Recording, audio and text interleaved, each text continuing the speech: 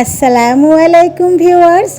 আজকে আমি পটল আলু দিয়ে রুই মাছের ঝোলের তরকারি আপনাদের সাথে শেয়ার করব। যেহেতু এখন গরমকাল, এই ঝোলের তরকারি খাওয়া স্বাস্থ্যের জন্য অনেক ভালো। চলুন তাহলে বেশি দেরি না করে শুরু করি। এখানে আমি 5টা পটল ও 2টা আলু এভাবে কেটে নিয়েছি, আর এখানে 4 পিস রুই মাছ নিয়েছি। এটা অল্প হলুদ ও লবণ দিয়ে আমি মেখে নিয়েছি। এখন একটা কড়াইতে পরিমাণ মতো তেল দিয়ে মাছগুলো ভালোভাবে ভেজে নিব।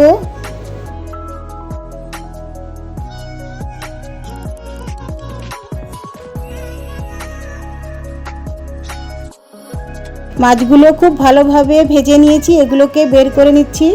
এখন সেই তেলের ভিতরে পটল ও আলু এগুলোকে হালকা ভেজে নিব।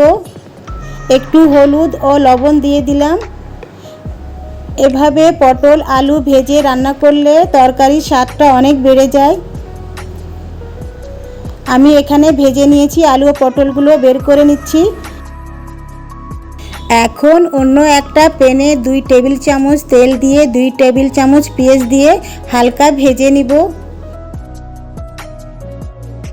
পেঁয়াজটা হালকা ভাজা হয়ে গিয়েছে।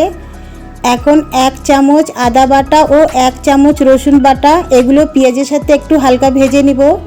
এখন দিয়ে দিচ্ছি 1 চামচ গুঁড়া মরিচ, 1/2 চামচ হলুদের গুঁড়া, 1/2 চামচ জিরার গুঁড়া ও 1 চামচ ধনিয়ার গুঁড়া ও স্বাদ মতো লবণ দিয়ে মশলাগুলো খুব ভালোভাবে একটু পানি দিয়ে কষিয়ে নিব।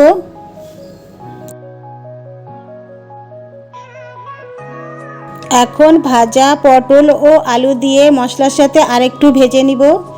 যেহেতু পটল আলু আগে আমি তেলে ভেজে নিয়েছি, এগুলোকে বেশিক্ষণ ভাজা লাগবে না। এখন আমি খুব ভালোভাবে ভেজে নিয়েছি। এখন 2 কাপ পানি দিয়ে দিব। এখন নাড়াচাড়া করে ঢেকে এটা সিদ্ধ হওয়া পর্যন্ত অপেক্ষা করব। পটল ও আলু খুব ভালোভাবে সিদ্ধ হয়ে গিয়েছে। এখন ভাজা মাছগুলো দিয়ে দিব।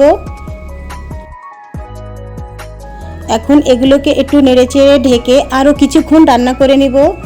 আর এখানে কয়েকটা কাঁচামরিচ দিয়ে দিয়েছি। কিছুক্ষণ রান্নার করার পরে এখন তরকারিটা আমার পুরো কমপ্লিট হয়ে গিয়েছে। একটা সার্ভিং বলে আমি নিয়ে নিচ্ছি। তৈরি হয়ে গেল খুবই মজাদার পটল আলু দিয়ে রুই মাছের ঝোল। আশা করি আপনাদের এই রেসিপিটি অনেক ভালো লেগেছে। যদি ভালো লেগে থাকে তাহলে অবশ্যই লাইক, শেয়ার এবং সাবস্ক্রাইব করবেন। আল্লাহ হাফিজ।